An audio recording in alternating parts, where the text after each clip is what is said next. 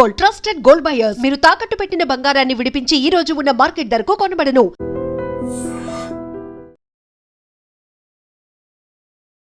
నమస్తే, welcome to I dream news and నిజాలు.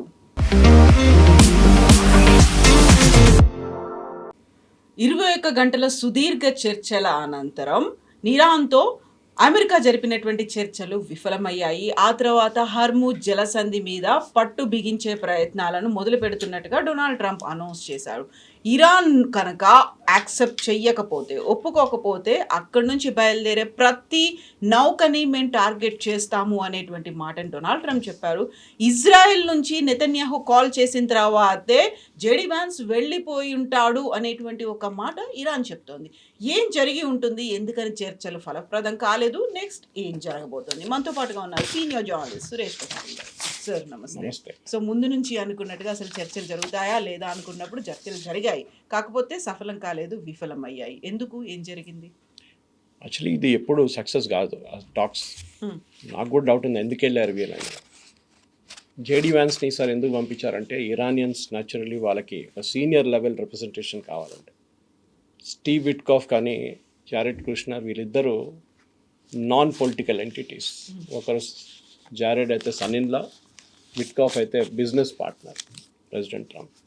Iran అన్నారు పోయిన 2 సార్లు వీళ్ళతోనే మాట్లాడినప్పుడు మా మీద బాంబు వేశారు, ఈసారి కూడా వీళ్ళు వచ్చి కూర్చుంటే వీళ్ళకి అర్థం కాదు, తర్వాత మళ్ళీ వీళ్ళు అంటారు ఫెయిల్ అయిపోయిందని, మళ్ళీ ఇంకా మా మీద బాంబులు పడతాయి. You send the vice president JD Vance. So JD Vance గారు పాపం తిరిగి మొత్తం లోకమంతా తిరిగి వచ్చారు ఇక్కడికి, ఇస్లామాబాద్కి. చాలా హైప్ బిల్డప్ చేశారు. యాక్చువల్లీ ఈ టాక్స్ మొదలయ్యే ముందే చాలా క్లియర్ ఉండే వీళ్ళిద్దరికీ ఒక diplomatic language or negotiating language చెప్తారు మ్యాక్సిమలిస్ట్ పొజిషన్స్. అంటే ఇద్దరు are at 2 extreme ends. America ఏమంటున్నారంటే ఒకటి, ఇరాన్కి న్యూక్లియర్ ఆయుధాలు ఎప్పుడు వాళ్ళు డెవలప్ చేయకూడదు, దాట్ ఇస్ ఇట్. మిగతా అన్ని అదర్ థింగ్స్ ఆర్ ఆల్ ఏం చెప్తారు బియాండ్ దట్, చిన్న చిన్న రీజన్స్, ఈవెన్ స్ట్రేట్ ఆఫ్ హార్మోస్ కూడా. సో అది అట్లాంటి పొజిషన్ ఉన్నప్పుడు 21 గంటలు మాట్లాడారంటే ఏం మాట్లాడుంటారు? డెఫినెట్గా ఇరాన్ వాళ్ళ వైపు నుంచి ఉన్న పొజిషన్స్ పెట్టుంటారు. అండ్ మోస్ట్ ఇంపార్టెంట్ కవిత గారు, నిన్న అమెరికన్ డిప్లొమాట్స్ చాలామంది రిటైర్డ్ డిప్లొమాట్స్ ఏం చెప్తున్నారంటే ఈ టాక్స్ ఎక్కడి నుంచి మొదలైంది. ముందు అమెరికా అన్నారు మా వైపు నుంచి మేము 15 పాయింట్లు పెట్టాము, ఇరాన్ దాన్ని టోటలీ నిరాకరించారు, మేము అక్సెప్ట్ చేయము. ఇరాన్ తర్వాత 10 పాయింట్స్ పంపించారు, మళ్ళీ దాన్ని రివైజ్ చేశారు. ఆ 10 పాయింట్ల మీద డిస్కషన్ జరిగిందంట. అంటే అక్కడే ఇరాన్కి ఒక అప్పర్ హ్యాండ్ వచ్చేస్తుంది. అమెరికా ప్రపోజల్ కాదు, ఇరాన్ ఇచ్చిన ప్రపోజల్ డిస్కస్ చేస్తున్నాం. అది అమెరికా చేసిన ఫస్ట్ తప్పు. అండ్ న్యాచురలీ దాంట్లో ఇరాన్ ఇచ్చిన కండిషన్స్ చాలా ఎక్స్ట్రీమ్ కండిషన్స్. ఒకటి, మా మీద దాడి చేయకూడదు, that America will not agree. Israel ఇంకా అగ్రీ చేయరు. రెండవది, సీజ్ ఫైర్ జరగాలి. చెప్పాను చూడండి, ఇది ప్యాలెస్టైన్ వైపు కానీ లెబనాన్ వైపు కానీ ఈవెన్ యమన్ వైపు ఏ దాడులు జరగకూడదు. That also America will not agree, Israel will not agree. In fact ఇది నడుస్తున్నప్పుడు ఇజ్రాయెల్ అక్కడ బాంబు వేస్తున్నారు లెబనాన్ మీద. మూడోది ఏమో వీళ్ళన్నారు రిపాట్రియేషన్, అంటే మా మీద చేసిన మీరు ఏమేమి దంచ చేసారో దానికన్నీ మాకు డబ్బులు కావాలి. అది ఇవ్వకపోతే ఒక ఇండైరెక్ట్ థ్రెట్ ఉండే మేము స్ట్రేట్ ఆఫ్ హార్మోస్ నుంచి టోల్ పెట్టుకుంటామని. సో అమెరికా దాన్ని అప్పుడే రిజెక్ట్ చేసి పడేశారు. యురేనియం గురించి వాళ్ళు మాట్లాడలేదు. ఇన్ఫ్యాక్ట్ ఆ డీల్లో యురేనియం గురించి ఎక్కడ లేదు, విచ్ ఇస్ సర్ప్రైజింగ్. దెన్ చిన్న చిన్న రీజనింగ్ అడుగుతున్నారు. దట్ ఈస్ మా మిసైల్ టెక్నాలజీని మేము డెవలప్ చేసుకుంటాం, we will not stop it. So natural ఈ మ్యాక్సిమం నెగోసియేషన్లో ఎప్పుడు ఫస్ట్ సెషన్ ఏమంటారంటే థ్రోట్ క్లియరింగ్ సెషన్ అంటారు డిప్లొమసీలో. థ్రోట్ క్లియర్ చేసుకుంటారు, సవరించుకోవడం అనేది ఫస్ట్ పార్ట్ ఆఫ్ ఇట్. దీనికన్నా ముందు ఇదే ఒప్పందం, ఎస్పెషలీ ద యురేనియం ఒప్పందం, ఒబామా టైంలో జరిగింది. 2015. ఓకే, ఆ టైంలో 2015లో ఆల్మోస్ట్ అన్నీ అంగీకరించుకున్నారు Iran. Everything they agreed. In fact ఆ ప్రోగ్రామ్ పేరు joint comprehensive plan of action, JCPOA. 2015లో 21 నెలలు మాట్లాడిన తర్వాత 21 months ఆఫ్ నెగోసియేషన్. ఇక్కడ 21 hours జరిగింది. 21 months నెగోసియేషన్స్ ఎప్పుడు ఒక సిట్టింగ్లో జరగదు. మీరు ఫస్ట్ సెషన్ నేను చెప్పినట్టు థ్రోట్ క్లియరింగ్ అంతా జరిగిన తర్వాత you come to a session, మీరు ఇక్కడ ఉంటారు, వాళ్ళు ఇక్కడ ఉంటారు. Then you have to keep coming closer. వచ్చి ఓకే మీరు ఒక కండిషన్ యాక్సెప్ట్ చేస్తారు, వాళ్ళ కండిషన్ యాక్సెప్ట్ చేస్తారు, finally you arrive at middle destination. ఇద్దరికి విన్ లాగా. సో అది మీకు ఒక సిట్టింగ్లో జరగదు. So if anybody including Pakistan is fooled America into thinking that ఒక సెషన్లో అన్నీ అయిపోతుందంటే అది చాలా తప్పు. ఇన్ఫ్యాక్ట్ ఇరాన్ దానికి ఒక పేరు కూడా ఇచ్చారు ఒప్పందానికి, ఇస్లామాబాద్ MOU. అది జరగదు, ఎందుకంటే it cannot happen. America will not agree. First of all Trump చాలా clear that uranium is the central part of it అని చెప్పారు. చూడండి, బిఫోర్ ఈ లెఫ్ట్ ఫర్ ఫ్లారిడా ఆయన ఏం చెప్పారంటే, నేను everything else is secondary, uranium is the most important thing. మేము ఇరాన్ని ఒక న్యూక్లియర్ పవర్గా అంగీకరించాము, వాళ్ళు న్యూక్లియర్ పవర్ డెవలప్ చేయకూడదు, మిసైల్ పవర్ అంటే వెపన్ గ్రేడ్. సో ఈ JCPOA అగ్రిమెంట్ 2015లో చేసిన ఒప్పందంలో ఇరాన్ ఒకవైపు, ఆ టైంలో US, UK, France, China, Russia, Germany ఇటువైపు ఆలోచించి, it was not just US తోడు. Obama was very very diplomatic, వీళ్ళందరూ తోడు తీసుకున్నారు. ఈసారి చూడండి ఎవరు లేరు. America speaking to Iran directly.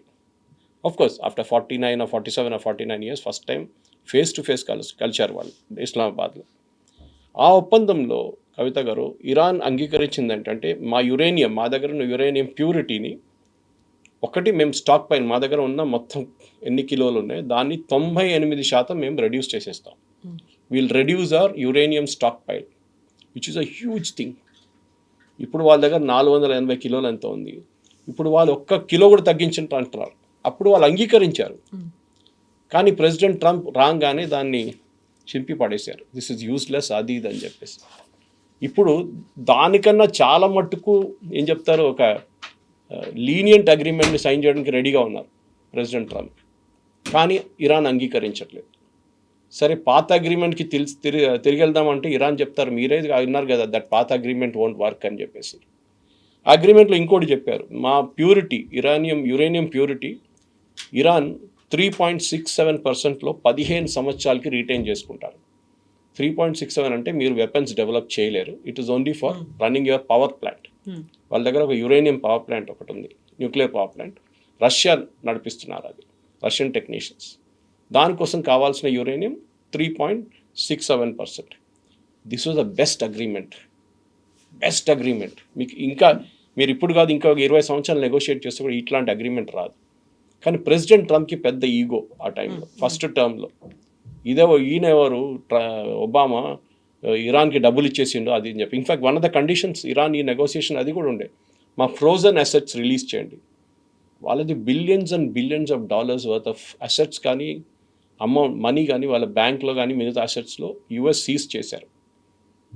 దాని నుంచి ఒక చిన్న పోర్షన్ ఒబామా రిలీజ్ చేశారు ఫర్ సైనింగ్ దిస్ అగ్రిమెంట్ 2015లో. దాన్ని కూడా ట్రంప్ తప్పు పెట్టారు. No, how can it do it, అది ఇది అని చెప్పేసి పెద్ద గొడవ చేశారు. అది అట్లనే పోయింది, అగ్రిమెంట్ అవుట్ అయిపోయింది. ఇప్పుడు ఈ జరిగిన చర్చల తర్వాత చాలా క్లియర్గా JD Vance గారు ఆ ప్రెస్ కాన్ఫరెన్స్ చెప్పారు that we are nowhere near the agreement. మేము చాలా మట్టుకు అడిగాము, కానీ ఇరాన్ అంగీకరించలేదు. ఇరాన్ అంటున్నారు America was not serious in the talks. వాళ్ళు ఒక క్లోజ్ మైండ్తో వచ్చారు, ఓపెన్ మైండ్ లేదు వాళ్ళకి. ఎట్లయినా ఈ అగ్రిమెంట్ రాకూడదు అని చెప్పేసి వచ్చిన ఒక కండిషన్లో ఉండేవాళ్ళు. సో ఈ పరిస్థితి చూస్తే, వాళ్ళ బాడీ లాంగ్వేజ్ కూడా చూస్తే, in fact JD Vance press conference ఆ రోజు చూస్తే ఒక పాసిబ్లీ 2.5-3 minutes జరుగుంటుంది అది అంతే. And after that he just walked out straight away and went directly to the airport. ఆలోచించండి, ఎవరో అన్నారు బహుశా ఇంకా నెక్స్ట్ డే దాకా వెయిట్ చేస్తారు, వెయిట్ కూడా చేయలేదు. The entire delegation went to the airport directly. So అక్కడే కట్ ఆఫ్ అయిపోయింది. ఈ టాక్స్ అనేది ఇంకా ప్రసక్తి లేదు. కొంతమంది అన్నారు బహుశా ఇంకొక వారం తర్వాత మీట్ అవుతారు, ఎందుకు ఇంకా so called ceasefire is still there. Exactly 2 weeks అనుకున్నప్పుడు అది ఏ రోజు ఫెయిల్ అవుతుందో తెలియదు. దానికి ఒక గేమ్ ఇప్పుడు ప్రెసిడెంట్ ట్రంప్ ఆడారు. ఫస్ట్ ఆయన ట్రూత్ సోషల్లో ట్వీట్ చేశారు. దాంట్లో ఒకటైతే పెద్ద ట్వీట్, అది స్క్రీన్ షాట్, దానికి ఇంకొక మీకు పంపించుంటాను. దాని గురించి ఆయన అన్నారు, నేను Iran is this, Iran is that, వాళ్ళు the regime is finished, navy is under the sea, air force అయిపోయింది, అన్నీ అయిపోయింది, స్ట్రైట్ ఆఫ్ హార్మోస్ని మేము బ్లాక్ చేయబోతున్నాం, స్ట్రైట్ ఆఫ్ హార్మోస్ని బ్లాక్ చేస్తాం. అంటే we will not allow ships to go in or come out. మా షిప్లన్నీ గల్ఫ్ ఆఫ్ ఒమాన్ దగ్గర ఉందా అంటే entrance to the Arabian sea, అక్కడి నుంచి you will get in to Indian ocean. So ఆ రూట్లో, దట్ ఈస్ ఇండోనేషియా వైపు, ఇండియా వైపు, చైనా వైపు వెళ్ళే షిప్స్ అన్నీ వెళ్ళే రూట్లో గల్ఫ్ ఆఫ్ ఒమాన్ దగ్గర మా పోలీసు వాళ్ళు కూర్చున్నారు బయట, మా నేవీ వాళ్ళు. ఏ షిప్ వచ్చి వాళ్ళని ఆపేస్తారు. The entire world got shocked. ఎందుకంటే Saudi Arabia, Qatar, Kuwait, Bahrain వీళ్ళందరూ ఆయిల్ ఆగిపోతుంది. They panicked immediately. ప్రెసిడెంట్ ట్రంప్కి చెప్పుంటారు, మీరు ఏం చేస్తున్నారు, ఇది ఆయిల్ ప్రైస్ మళ్ళీ $100 కన్నా పైన వెళ్ళిపోయింది, the entire economy will collapse అంటే. Then CENTCOM came out with a very very serious kind of tweet. US central command, CENTCOM అంటారు, వాళ్ళే ఈ రీజన్ అంతా వాళ్ళ కింద వస్తుంది, వెస్ట్ ఏషియా. వాళ్ళు అన్నారు, we will only stop Iranian vessels. Iran నుంచి క్రూడ్ తీసుకెళ్తున్న వెసలు, ఇరాన్కి క్రూడ్ రావడానికి వస్తున్న వెసల్స్ని మేము ఆపేస్తాం. ఆబ్వియస్లీ ఇది క్వశ్చన్ వస్తుంది. ఒక హైపోథెటికల్ సిచ్యువేషన్ తీసుకుందాం కవిత గారు. ఒక చైనీస్ షిప్ వచ్చింది, చైనా మ్యాక్సిమం తీసుకెళ్తున్నారు వీళ్ళ ఆయిల్. ఒక Chinese ship with a Chinese flag వచ్చింది, యుఎస్ వాళ్ళని ఆపుతారా? టెక్నికల్గా ఇంటర్నేషనల్ వాటర్ వేలో మీకు ఆపడానికి ఏ అధికారం లేదు. మీ ఎకనామిక్ జోన్లో ఉంటే మీరు ఆపొచ్చు, కానీ ఇది మీ ఎకనామిక్ జోన్లో లేదు, అమెరికా ఎక్కడో ఉంది, మీరు ఎట్లా ఆపుతారు ఇక్కడ? చైనా అంటారు, మా షిప్ మీద మీరు దాడి చేస్తే it is like attacking China directly. సరే, చైనాలో వెళ్ళిపోయారు, లోపలికి వెళ్ళి ఫిలప్ చేసుకున్నారు. లేకుంటే అక్కడ ఉన్న ఒక షిప్, దీనికన్నా అక్కడ ఆల్మోస్ట్ 2000 షిప్స్ పడి ఉన్నాయి అక్కడ. దాంట్లో ఒక చైనీస్ ఫ్లాగ్ షిప్ బయటకు వస్తుంది ఫిల్ చేసుకుంటూ. అమెరికా ఏం చేస్తారు? దాన్ని టోర్పిడో చేస్తారా? దాన్ని ఆక్రమిస్తారా? దాన్ని ఆక్యుపై చేస్తారా? అంటే you will send your forces and occupy the ship. ఏం చేస్తారు? It is a very dangerous situation. ఎందుకంటే అప్పుడు ఇమీడియట్ రష్యన్ షిప్స్ రావు అనుకోండి అక్కడికి, ఏదో రష్యన్ షిప్ వచ్చింది అనుకోండి, మీరు రష్యన్ షిప్ని ఆపుతారా? వాళ్ళు అంగీకరిస్తారా? లేదు. ఇరాన్ ఇంకో సిచ్యువేషన్. ఇరాన్ ఇప్పుడు ఏమంటారు, వాళ్ళు ఇప్పుడు అమెరికన్ షిప్స్ కొంతమంది 2 షిప్లు పంపించారు మొన్న వాళ్ళు ఈ మైన్ స్వీపింగ్ చెక్ చేయడానికి. ఐరన్ ఈస్, ఇరాన్ అన్నారు, మేము మైన్స్ వేసాం, ఎప్పుడో వేసాం, కానీ ఎక్కడ పోయింది మాకు తెలియదు అంటున్నారు. ట్రేస్ చేయడానికి కుదరట్లేదు because it keeps floating in the water under ground. America దగ్గర ఒక్క మైన్ స్వీపర్ కూడా లేదు ఇప్పుడు. ఆలోచించండి, the most powerful navy in the world అని ప్రెసిడెంట్ ట్రంప్ చెప్పుకుంటూ వస్తారు. అమెరికా దగ్గర ఒక్క మైన్ స్వీపర్ కూడా లేదు. చాలా దేశాల దగ్గర లేదు, ఎందుకంటే ఆ టెక్నాలజీ అవుట్డేటెడ్ అయిపోయింది. ఇప్పుడు ఎవరు మైన్స్ వాడట్లేదు. ఇదంతా వీళ్ళు వాడుతున్న మైన్స్ అన్నీ ఆల్మోస్ట్ 1980, 1970 వింటేజ్ ఇరాన్ వాడుతుంది. దానికి ఉన్న షిప్స్ అన్నీ ఇప్పుడు అవుట్ ఆఫ్ కమిషన్ తీసేశారు. సో ఇప్పుడున్నదంతా అండర్ గ్రౌండ్ చిన్న ఏం చెప్తారు, సబ్మెరీన్ లాంటి మైన్ స్వీపర్స్ ఉన్నారు. వాళ్ళు వెళ్ళి ట్రేస్ చేస్తారు, చేసి ఆ పిక్చర్ పంపిస్తారు, that this is the mine here అంటే. They will send a magnetic thing down, pick up చేసి దాన్ని తీసుకెళ్తారు పైకి షిప్లకి. సో పాత సిస్టంలో the mine sweeper is to literally sweep చేసి తీసుకెళ్తారు. చాలా కేర్ఫుల్గా హ్యాండిల్ చేయాల్సి, కొంచెం అక్కడెక్కడ కదిలింది అనుకోండి, it will blast. So they have to take it very carefully. So technology మారిపోయింది. ఇప్పుడు యూరోప్లో ఉన్న కొన్ని కంట్రీస్ దగ్గర ఈ టెక్నాలజీ ఉంది, బ్రిటన్ దగ్గర కూడా లేదు. They also decommission their last 2 ships if I remember right. So I think Spain దగ్గర, ఇటలీ దగ్గర, ఫ్రాన్స్ దగ్గర ఉంది ఈ షిప్స్ అని, వాళ్ళు పంపిస్తారు. కానీ అది ప్యారలల్గా జరుగుతున్నాడు. ఇరాన్ ఏం చేశారంటే వాళ్ళు ఒక కొత్త మ్యాప్ రిలీజ్ చేశారు, ఇది ఈ టాక్స్ కన్నా కొంచెం ముందు. వాళ్ళు అన్నారు, ట్రెడిషనల్ రూట్లో ఇది ఒమాన్ ఇటువైపు, ఇరాన్ ఇటువైపు ఉందనుకోండి, the ships pass through like this. Iran అన్నారు, మోస్ట్ ఆఫ్ ద షిప్స్ ఏం చేస్తారంటే ఒమాన్ వైపు నుంచి వెళ్తారు, ఇన్ అండ్ అవుట్. 2 లేన్లు ఉన్నాయి, మన ట్రాఫిక్ లేన్ లాగా. నడిమిట్లో ఒక డివైడర్ ఉంది, ఫిజికల్ డివైడర్ లేదు కానీ it's a mental divider there. అది షిప్ క్యాప్టెన్స్కి తెలుసు అది. సో మీరు ఫాలో చేయాల్సిన రూట్ కొలిషన్ కాదేం కాదు, ఎందుకంటే the narrowest point strait of Hormuz is 21 కిలోమీటర్లు, నారోయెస్ట్ పాయింట్ అనమాట. ఆ పరిస్థితుల్లో 21 కిలోమీటర్స్లో మీరు చాలా కేర్ఫుల్గా షిప్స్ నడిపించాల్సి వస్తుంది. 21 అనుకుంటే మనం అనుకుంటే చాలా పెద్దది కదా. ఓకే, మేము ఇంటికాడ నుంచి నేను బయలుదేరి జూబ్లీస్కి వెళ్ళేదాకా 21 కిలోమీటర్స్ ఉంటుంది. ఇంత డిస్టెన్స్ చాలు కదా ఒక షిప్కి, 2 షిప్లకి కాదు. ఆ డెప్త్ చాలా తక్కువ. So that go through the maximum depth area to get that. So Iran ఏం చేశారంటే ఒక ప్లాన్ చేశారు 3 రోజులు 4 రోజుల ముందు. వాళ్ళు అన్నారు, ఒమాన్ వైపు మీరు వెళ్ళకూడదు, అక్కడ మేము మైన్ వేసేసాం, you have to come through our area towards Iran and then take a U turn and take a right turn literally. అప్పుడు ఏమవుతుందంటే ఇరాన్ ఒక ఐలాండ్ ఒకటి it's called Qeshm island, QUESHEM, 150 కిలోమీటర్ల లెంగ్త్ ఐలాండ్ అది. I think about 1,50,000 people ఆ ఐలాండ్లో ఉంటారు. ఆ ఐలాండ్లో వీళ్ళ రెవల్యూషనరీ గార్డ్స్ వాళ్ళు ఉన్నారు. సో వాళ్ళు అబ్జర్వ్ చేస్తారు ప్రతి షిప్ని, ఎవరిది ఏ ఫ్లాగు, దాని పేరేంటి, దాని రిజిస్ట్రేషన్ ఎవరి పేరు మీద ఉంది, కెన్ ఈజీలీ సర్చ్. అది అంటున్నారు అటువైపు నుంచి వెళ్ళాలన్న. So all the ships got confused, ఇప్పుడు ఏం చేయాలని చెప్పి అందరు ఆగిపోయారు. అప్పుడే ఈ బ్లాకేడ్కి కొత్త న్యూస్ వచ్చిందనమాట. ఇప్పుడు అమెరికా ఏమంటున్నారు, దట్ ఇరాన్ ఇచ్చిన మ్యాప్ అవుట్, మీరు follow the old system going via Oman పక్క నుంచి వెళ్ళండి అని. ఈ కెషేమ్ ఐలాండ్ అనేది ఒక హిస్టరీ ఉంది దానికి. అక్కడ ఉన్న ప్రజలు they speak Parsi, they speak Arabic and Hindi, 3 languages mix మాట్లాడతారు. వీళ్ళందరూ చాలామంది దాని నుంచి ఇండియా నుంచి వెళ్ళిన వాళ్ళు, ఎప్పుడో 16th-17th centuryలో they went and settle there Qeshm ఐలాండ్లో. సో ఆ island it's a beautiful island. అది మీరు నేషనల్ జియోగ్రఫిక్లో చూడాలి, ఒక స్టోరీ ఉండే దాని గురించి. Beautiful rock formations, salt formations. మన వైపు అరకు వైపు మీకు కనిపిస్తుంది ఒక couple of caves, Borra caves లాంటి, something like that they have అన్నమాట. సో ఇప్పుడున్న పరిస్థితుల్లో America, latest story, America has blocked the strait of Hormuz for Chinese ships. అంటే చైనీస్ ప్రోడక్ట్ తీసుకెళ్తున్న షిప్స్, ఆయిల్ ఒకటే కాదు, ఫర్టిలైజర్ కూడా ఉండొచ్చు, చైనా తీసుకెళ్తారు ఫ్రమ్ ఇరాన్, అది కూడా బ్లాక్ చేసేసారు. ఈ పరిస్థితుల్లో ఇప్పుడు ఏం జరుగుతుందనేది లోకం ఎదురు చూస్తున్నారు. Oil already started climbing up, stock market కూడా డౌన్ అయిపోతుంది. ప్రెసిడెంట్ ట్రంప్కి ఇప్పుడు ఆప్షన్స్ లేదు కవిత గారు. He has literally run out of options. So discussions టైంలో ఎవరు స్టబన్గా అడమంట్గా లేరు.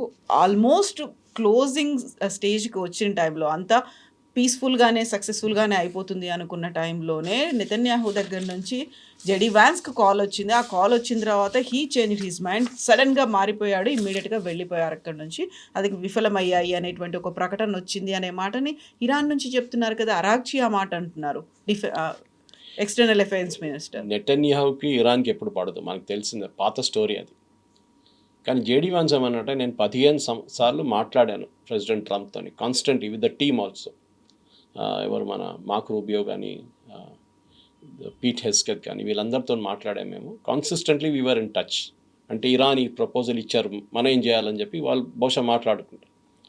నెతన్యాహు ప్రాబ్లం ఏంటంటే, Netanyahu problem is with Lebanon. Last year Lebanon మీద దాడి చేసి సీజ్ ఫైర్ చేసుకున్నప్పుడు అందరూ అనుకున్నారు ఆ యుద్ధం అయిపోయింది అనుకున్నారు. మనం హెజ్బుల్లాని అర్థం చేసుకోవాలంటే, హెజ్బుల్లా అక్కడున్న లెబనీస్ కమ్యూనిటీలో ఒక Shia community. Lebanon basically was a Christian country. ఒక టైంలో 200 సంవత్సరాల ముందు లెబనాన్ క్రిస్టియన్ కంట్రీ ఉండే. ఇప్పుడు క్రిస్టియన్స్ అక్కడ 16% ఉన్నారు.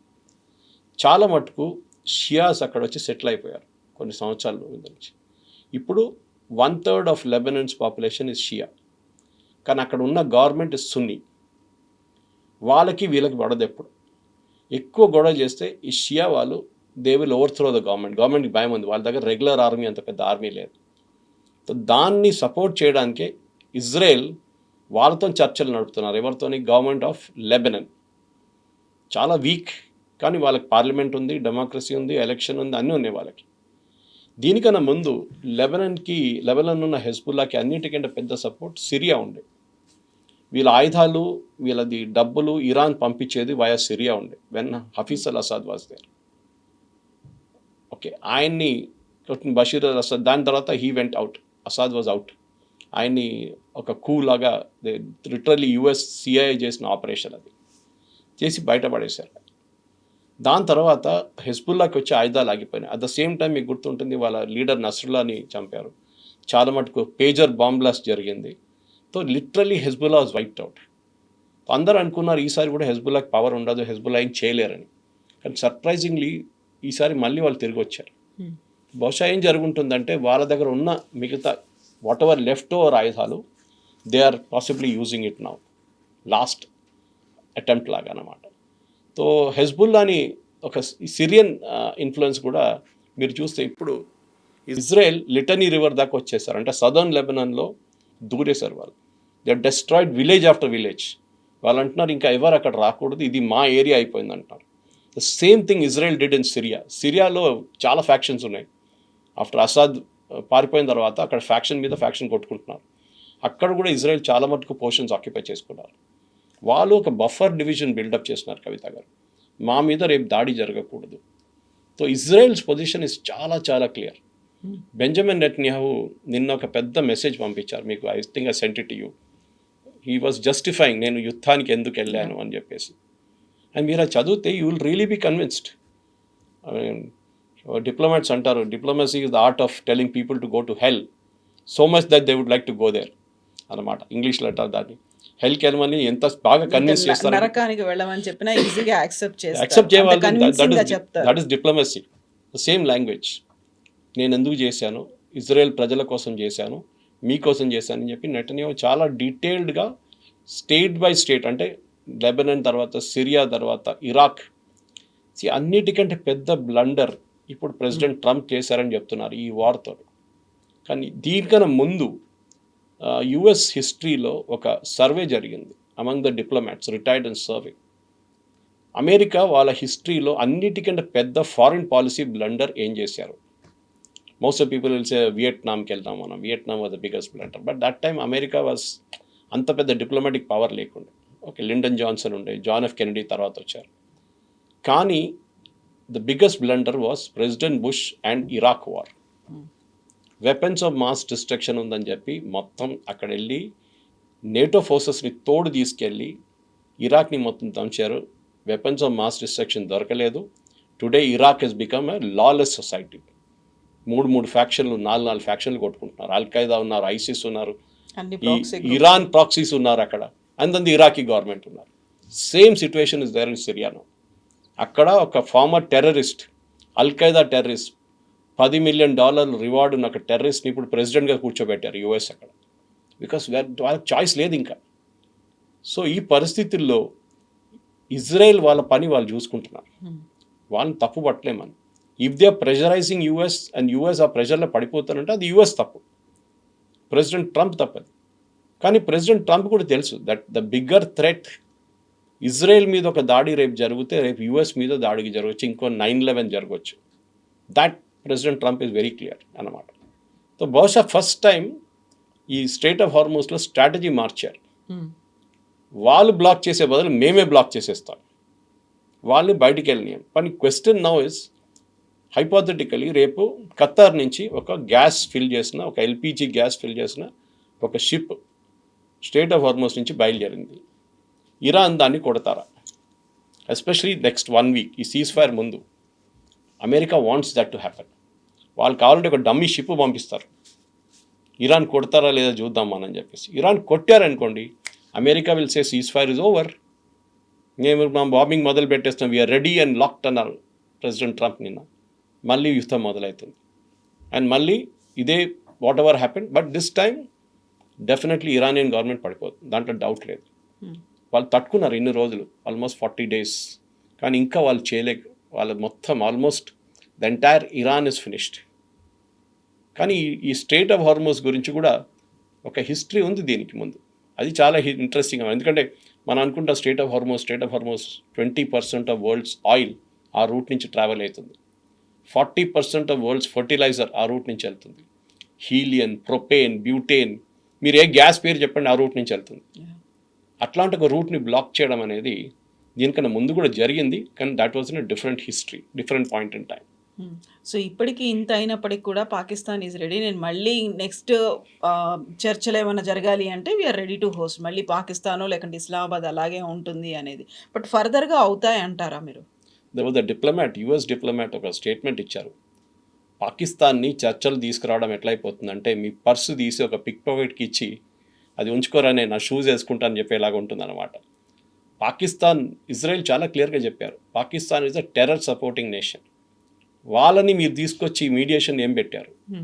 ప్రెసిడెంట్ ట్రంప్కి ఇంకెవరు దొరకలేదు కవిత గారు. బహుశా నేను లాస్ట్ టైం మాట్లాడి చెప్పాను ఇది. ఒమాన్ ఒరిజినల్ నెగోషియేటర్ 2 సార్లు, వాళ్ళు బ్యాక్అవుట్ అయిపోయారు ఈసారి. టర్కీ బ్యాక్అవుట్ అయిపోయారు. ఈజిప్ట్ కూడా బ్యాక్అవుట్ అయిపోయారు. ఈజిప్ట్ అన్నారు మేము చేయం, మా పక్కన మేము ఇజ్రాయెల్ పక్కన ఉంటాం, రేపు ఇజ్రాయెల్ కోపం వస్తే మా మీద కొట్టేస్తాడు రేపు మనం. They also back out.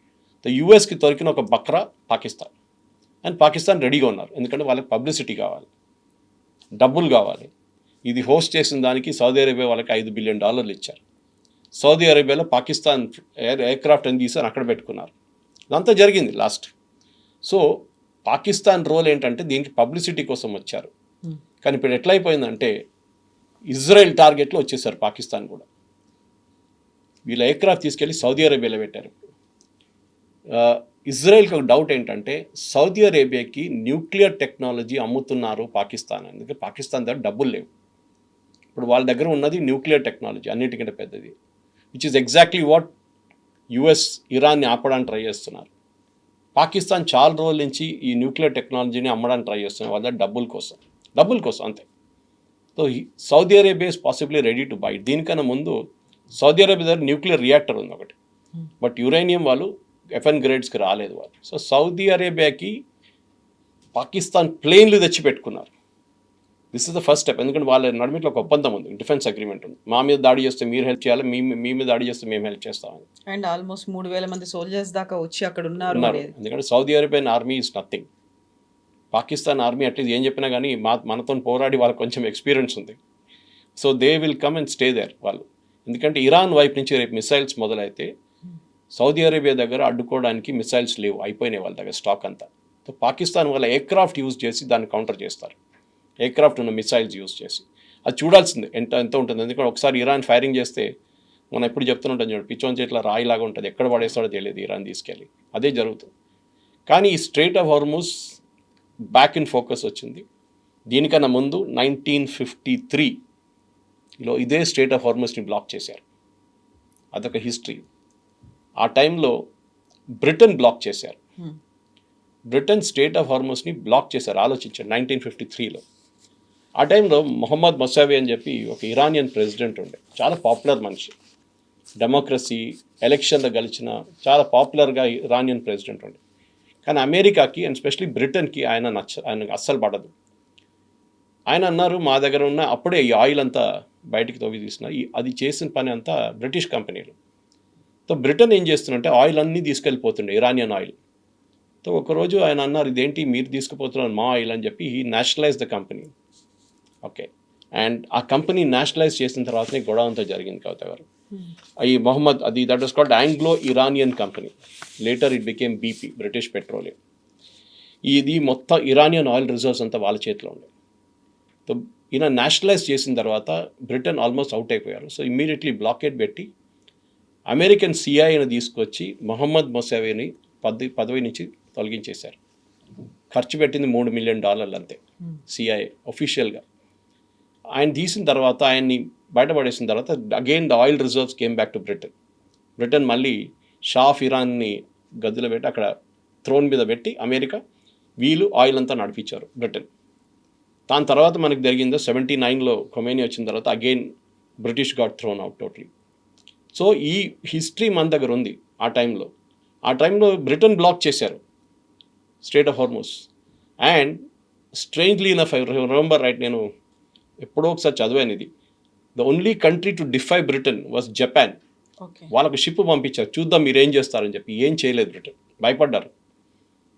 అట్లాంటి పొజిషన్ ఇప్పుడు కూడా జరుగుతుందా లేదా అని మనం చూడాల్సింది. That is why I talked about China and Russia. Will they break the stalemate? ఎందుకంటే ఎన్ని రోజులు మీరు చైనీస్ ఆరిజిన్ చైనాకి వెళ్ళే షిప్స్, ఇరాన్ నుంచి వెళ్ళే షిప్స్ని ఆపుతారు? మిగతా షిప్స్ కూడా ట్రావెల్ కావాలి కదా. సౌదీ అరేబియాలో ఫిలప్ చేసి పడిన షిప్స్ చాలా ఉన్నాయి. ఖతార్, కువైత్, బహ్రెయిన్, ఇక్కడ అన్ని ఫిలప్ చేసి ఈ స్ట్రెయిట్ ఆఫ్ హార్ముజ్లో ముందు పర్షియన్ గల్ఫ్ నుంచి రావాల్సిన షిప్స్ ఉన్నాయి. 2,000 షిప్స్ పడినాయి అక్కడ. షిప్స్ ఒకటే, ఆయిల్ ఒకటే కాదు, కంటైనర్ కార్గో ఉంది, అది కూడా అట్లనే ఉంది. ఇదన్నీ రావాలంటే డెఫినెట్గా ఈ స్ట్రెయిట్ ఆఫ్ హార్ముజ్ని కంప్లీట్గా ఓపెన్ చేయాల్సి వస్తుంది. So basically I think America ఏం చేస్తున్నారంటే, ప్రెసిడెంట్ ట్రంప్ స్ట్రాటజీ ఏంటంటే, ఇరాన్ ఫస్ట్ ఒక షిప్ మీద దాడి చేయనియండి, పోతే పోయింది ఒక షిప్, కానీ that will give me an excuse to go after Iran totally. మా రిసోర్సెస్ మొత్తం పెట్టేస్తాను వాళ్ళ మీద అంటే. ఇన్ఫ్యాక్ట్ మీరు number of C-30s, C-3s and వాళ్ళ ట్రాన్స్పోర్ట్ ఎయిర్క్రాఫ్ట్ లాస్ట్ 1 వీక్లో డిగో గార్షియా కానీ మిగతా అలేద్ ఎయిర్బేస్ ఖతార్లో కానీ మిగతా ప్లేసెస్లో ఆల్మోస్ట్ 100 to 200 సార్టీస్ జరిగింది. వాళ్ళు అమ్యునిషన్స్ తీసుకొస్తున్నారు, రీప్లెనిష్ చేస్తున్నారు, అంతా మొత్తం అయిపోయింది కదా లాస్ట్ ఫస్ట్ స్పేస్లో. సో ఈ 1-2 వీక్స్ టైం అందరికీ ఒక బ్రేక్ ఇచ్చినట్లు అయిపోయింది. ఇరాన్ కూడా రీగ్రూప్ చేస్తున్నారు, అమెరికా కూడా రీగ్రూప్ చేస్తున్నారు. This is now going to be fight to the finish. Possibly ఈ యుద్ధం జరిగితే వితిన్ ఒక వారం 10 రోజుల్లో I think Iran will be finished. వాళ్ళకి ఛాన్స్ లేదు, పాపం వాళ్ళకి ఏం చేయలేరు వాళ్ళు. అమెరికా అంత ఓవర్వెల్మింగ్ పవర్ పెట్టి కొడతారు. Because the end of the day 1953లో జరిగిన అదే స్ట్రాటజీ. ఎందుకు కొట్లాడుతున్నారు? ఆయిల్ కోసం. ఆ రోజు బ్రిటిష్ పెట్రోలియం వాళ్ళ కంపెనీ నేషనలైజ్ చేశారని చెప్పి బ్రిటన్ తీసుకొచ్చి బ్లాకేడ్ చేసి అమెరికా సహాయంతో వాళ్ళ బ్లాకేడ్ పెట్టారు ఆ రోజు. ఇరాన్ లాస్ట్ అగ్రీ చేయాల్సి వచ్చింది. సో అదే పరిస్థితి history is now repeating it self. ఈసారి కూడా the question is oil. President Trump అప్పుడప్పుడు చెప్తుంటారు చూడండి, చాలా ఆయిల్ ఉంది అక్కడ, we can all make lot of money. This is the end of it. Oil కోసమే ఈ పోరాటం. యురేనియం అంతా is a side story to this. Yes, sir. Thank you so much, sir. Thank you very much.